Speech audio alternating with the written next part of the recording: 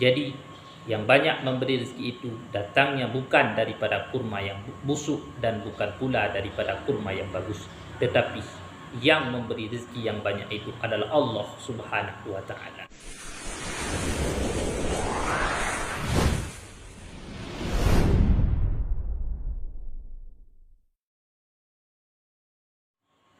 Assalamualaikum warahmatullahi wabarakatuh. Alhamdulillah, salatu wassalaman ala Rasulillah wa ala alihi wa sahbihi wa man tabi'ah, amma ba'd.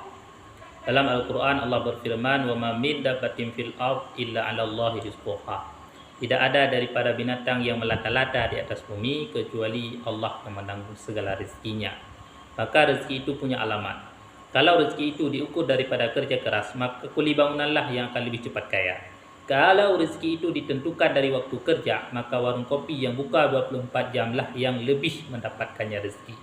Bahkan mungkin dapat mengalahkan KFC dan MC Donald's. Jika rezeki itu diukur dari orang pintar, maka dosen dan yang bergelar panjang yang akan lebih kaya raya.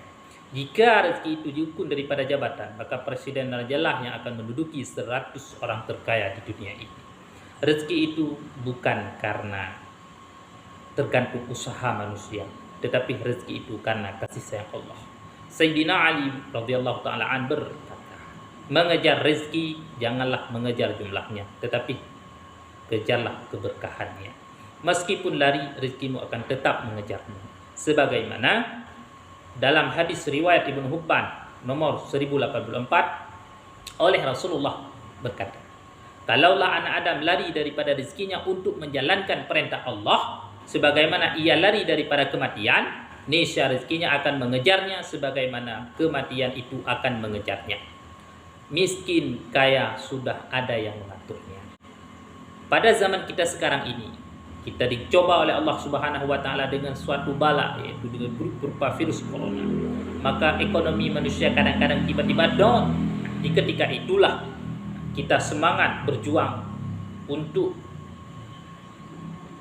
kita ambil intisari bahan pelajaran daripada cerita yang pernah terjadi masa Rasulullah, yaitu masa Abdurrahman bin Auf, di mana suatu ketika oleh Rasulullah SAW berkata, Abdurrahman bin Auf radhiyallahu ta'ala masuk surga terakhir karena terlalu kaya. Ini karena orang yang kaya akan dihisab paling lama oleh Allah Subhanahu wa taala. Maka mendengar cerita ini oleh Abdurrahman radhiyallahu ta'ala an berfikir keras, bagaimana agar bisa kembali menjadi miskin supaya dapat masuk surga lebih awal. Maka Abdurrahman berusaha untuk menjadi miskin, bukan berusaha untuk menjadi kaya. Maka di ketika itu terjadilah perang Tabuk. Ketika manusia pulang daripada perang Tabuk, semua kurma yang mereka simpan semuanya jadi busuk. Maka berfikirlah Abdurrahman bin Auf untuk menjadi miskin, menjual segala hartanya dan memborong segala kurma busuk yang dimiliki oleh sahabat-sahabat yang lain. Maka di ketika itu semuanya bersyukur, alhamdulillah, kurma yang dikhawatirkan tidak laku, rupa-rupa tiba-tibanya diborong semuanya oleh Abdurrahman bin Auf. Sahabat gembira, Abdurrahman Auf pun bergembira. Sahabat lain gembira sebab semua dagangannya laku. Abdurrahman bin Auf gembira sebab berharap jatuh miskin. Masya Allah, hebatnya Abdurrahman bin Auf tersebut. Coba kalau kita usaha diuji sedikit, udah teriak tak tertentu arah.